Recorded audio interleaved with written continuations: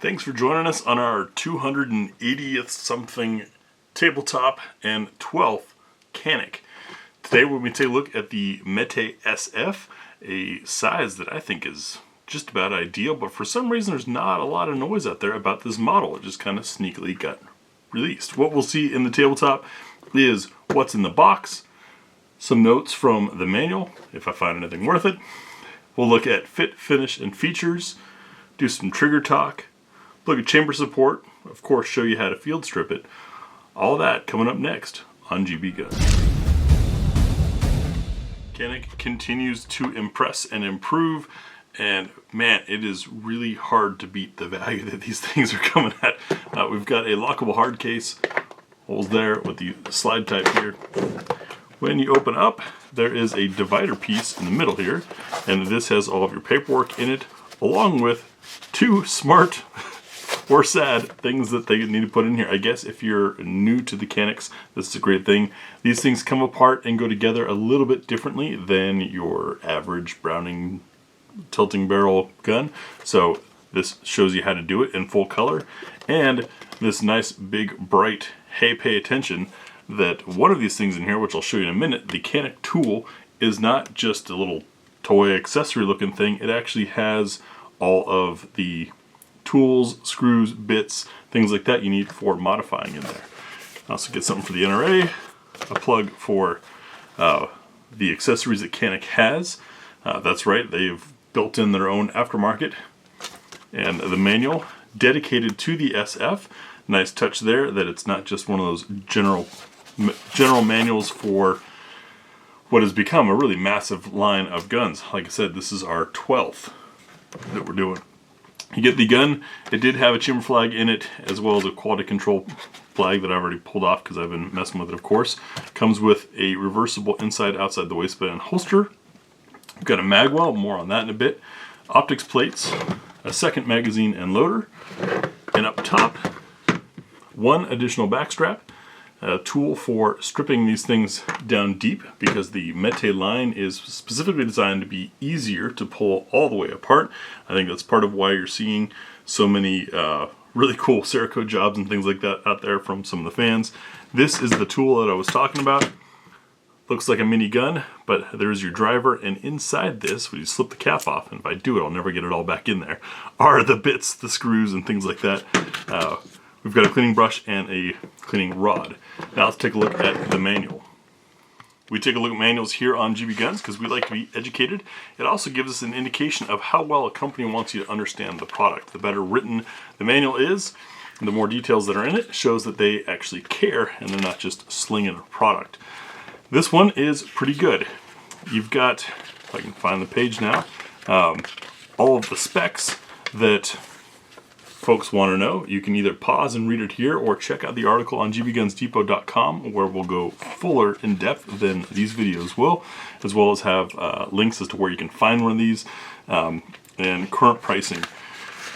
The images are renderings. That's great for being able to highlight some things. I did notice in here too that it explained which optics fit on which plate and suppressor use and things like that. Even though this is not a threaded barrel, there are threaded barrel options through Canik's store. It's a pretty cool, complete system. There's your exploder diagram, full breakdown. Printed on nice paper, a good manual that is probably going to last and be useful to you. Taking a look at the gun, and now I've pulled it out in the holster that came included because it's pretty decent. You've got two clips on the back, and these clips can be reversed if you wanted to make this inside the waistband. You also have a tension adjustment screw. Decent little holster, and nice that right out of the box you've already got everything you need. The reason why I was excited about this one, we do have a loaded chamber indicator there that would pop up if it throws around in the chamber, but we'll check anyways and show clear, is it's a little over 4 inches, 4.19 I think, something like that. I don't know, you'll have to check the specs, but roughly a 4-inch barrel, 15 round capacity. This is the Goldilocks size that used to be the standard and the norm. This is the Glock 19 size, if you will. And what I love about this size, and I owned a Glock 19, well I still own it, but I used a Glock 19 for quite a while because this is a size that is easy to shoot and train with, and yet still small enough to carry. It's a very practical gun. If you're looking for a first gun size, this is a good size to go with. Now, smaller frame people and all that, of course, it's not the easiest thing to conceal, but it is a good general purpose. Whereas when you get smaller, you usually end up with something easy to conceal, not that fun to train with or at the range. If you go bigger, you have a great time at the range and then have a hard time concealing or carrying. So it's a good general purpose size.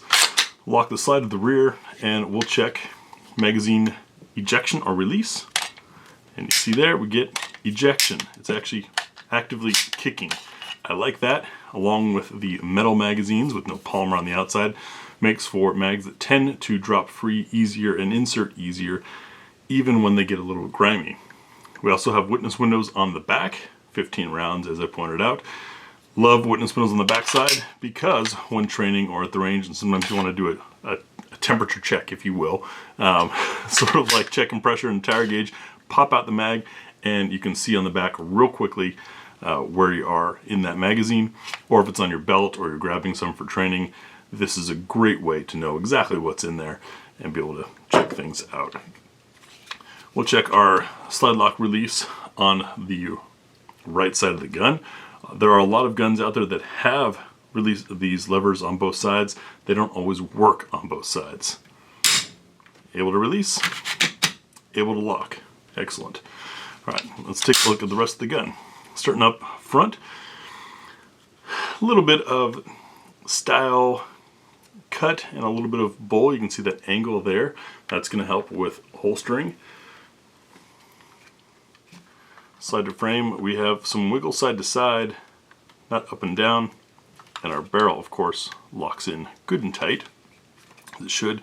These front serrations, great for press checks, and this is a barrel length that makes it easy and safe to get up there and do. They've got good grip down deep, not so much up top, but as you throw your fingers on there, this bottom section is really where the pressure happens anyways. You're applying pressure with your fingertip over here and your, at least for me, knuckle over here. That's because my thumbs are weird. Anyways, looking underneath, we've got 3 slots for lights, lasers, accessories, etc. We do have texturing on the front of the trigger guard, as most of the rest of the world likes to throw a support hand out there. Here in the US, aside from Jerry Mitchell, there aren't a whole lot of shooters that do that, which is kind of interesting. You can see that we have a double undercut trigger guard here. First cut here, second cut underneath. I love that because that lets your support hand get up higher and makes the gun feel like it's seated deeper into your hand. Texturing on the front strap is good, leaving it smooth through here because that's where your hand slides in.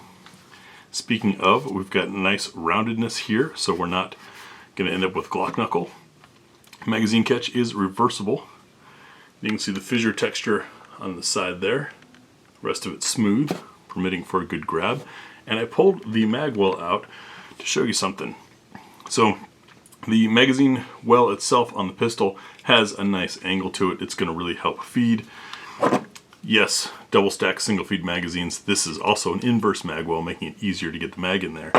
But I love that Canik includes these, and it is metal because not for, I mean, yes, it helps accelerate your reloads, but what I found useful on these is this 4-inch 15 round size gun for me has always resulted in that, the 2.5 finger hold. With these magwells on here, it's a little cramped, but I'm able to get my whole hand on there, and more importantly, I can now shove a magazine in without risking pinching the finger. That's something that happened to me a lot on the Glock 19, and I loathed it. So this is a nice added touch for larger handed people. You can see the pressure that it is jamming my hand in there, but my hand is locked onto this gun now. For smaller handed folks, something that Miss Tia likes about these is she finds it gives her support hand a wedge to lock into there. So she gets a better hold on guns when there's a big toe like this on the magazine well, and I get a better hold when there's a toe like that. So I will definitely be installing that. YouTube thinks that's modifying the gun even though it was in the manual, so I won't do it on YouTube. Our back strap, we also can't show you how to change that thanks to YouTube's fear of changing things on guns, but you drive this pin out here using the included tool and it slides off. It's very easy That screw hole there is where the magwell gets secured onto using the included screw and that Canik tool that was in there. By coming close, you can see that the pins are not roll pins, but they're actually dimpled solid pins. That is part of the making Caniks easier to fully strip if you want. The back side of the gun, we've got good, solid, tight lockup. You can see we also have a striker indicator. Part of the thing that makes strikers, the triggers so great on these Caniks is they've borrowed from the P99 PPQ line the concept, and I'm sure Walther wasn't the first to do it either, but the concept of a pre-armed striker. As I pull the trigger, you'll notice the striker does not come out or back any further, just releases. And that's what makes for that really crisp feel. Speaking of, we can do a little trigger talk. Bring it in here, hopefully the camera plays with this. We have a safety dingus in the middle. That's the rounded, contoured trigger. And we have a light spring tension to a wall. I'm not cocked. Oh, I am cocked. To the wall. Crisp break. And that reset. Short, tactile, audible, and brings you right back to the wall. That's what makes Caniks so easy to shoot so quickly.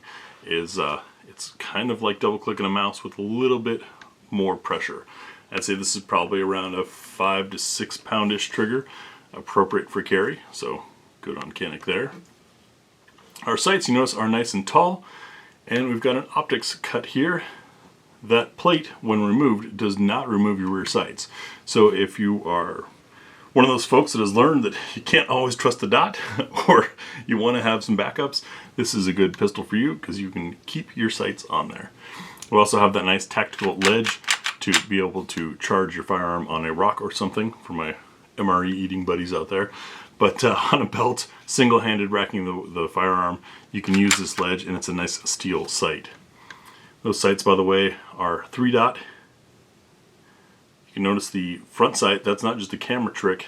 The rear dots are not as vibrant somehow. I don't know how they do this, if it's a slightly different paint or if it's just a visual effect that happens, but that front dot really screams at you. You could black it out if you want, easy enough, but they've made sure you're going to focus on the front sight. On the right side of the gun, as already showed, we've got a slide lock release lever that works, and our magazine release is reversible, so those who want to shoot completely left-handed can. It's a closer look at that loaded chamber indicator. If you want to see how high it pops up, I'll throw in a dummy round. This is an aluminum snap cap. It's not snap cap brand, I don't think, but it doesn't matter. Anyways, it's a artificial round, and when we chamber it, you can see we've got a little spot of red, and this bar physically lifts up. I love that feature as something you can feel to check as you get more familiar with carrying a firearm, having a firearm, or let's say it's been your nightstand gun or in a safe and you want to know what's going on. You can see and feel that thing, although doing a quick press check is of course always the most assured way of verifying. Next we'll field strip the METE SF and take a look inside the gun. To field strip the Canik METE SF, we're first going to check for clear. Then you're going to release the striker, as in pull the trigger. We've got takedown tabs right here, these black squares on either side. Those need to be pulled down to bring the slide back about ½ inch or so, ¼ inch. I like to do that by wrapping my hand here and squeezing. See how it moves the slide? Let the slide go forward, and it'll come to a stop, and then the slide just kind of comes off the top. There we go, like that. We can now take a look inside our frame and see the construction there. That's cleanly done. And inside our slide, we have a steel captured guide rod. I'm going to give it some pressure to pull it out and release it. Flat coil spring. This thing is hefty. Having a heavy weight up here tends to make guns shoot a little softer. To unlock the barrel, you can tap it down. See, I've unlocked it. Bring it down and out. And now we can take a look inside of our slide. And despite, I don't know how many of these things they've made, a lot of them, Still very, very clean machining and manufacturing in there. They are keeping their tools sharp at Canik, which is pretty cool. Our barrel, you can see we've got a little bit of chamfering around the edges there. That shine, that helps keep these things feeding well, and a nicely polished broad feed ramp. Next we'll check chamber support. For checking chamber support, you of course want to use ammunition that you trust, that you know is well manufactured. We're going to drop it in and listen for a nice plunk. That's just fun to do. And we're sticking out a little bit here. That is likely because the chamber has a little bit of stuff in it from test firing. Give it a push.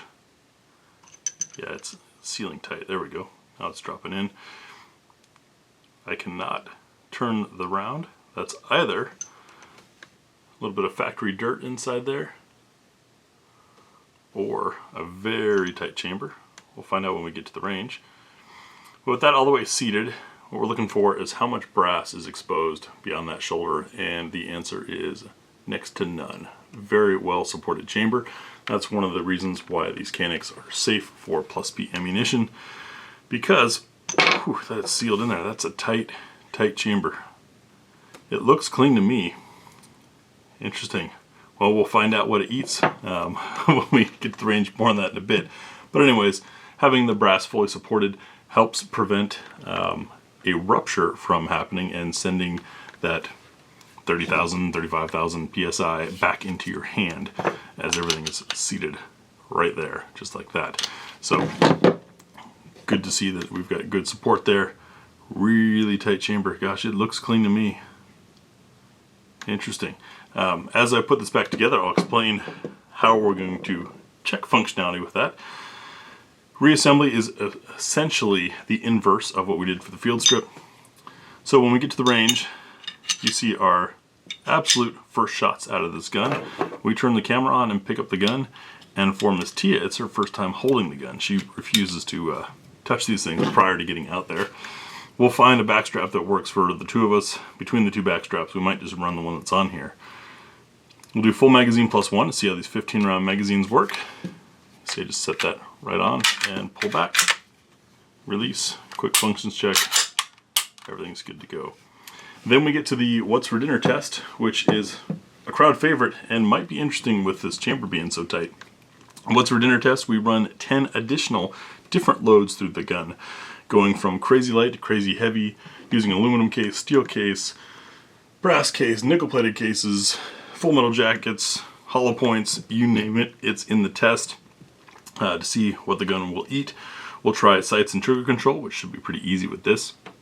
On our spinner, we'll give you some practical accuracy groups from 7 yards, and then give you the concluding thoughts of 2 shooters. All of that goes into how we do our shooting video, which you guys should be seeing soon, or you can head on over to gbgunsdepot.com for the full review, which usually has those videos embedded days, weeks, sometimes months before the video is here on YouTube. Just letting you know. Anyways, our 4th METE pistol and 12th Canik review on this channel. I've got a full playlist on all the rest of them if you guys are interested in that. I want to thank you for 8 years of support, and it sure is great to have the channel back after that hijacking. Thanks for watching.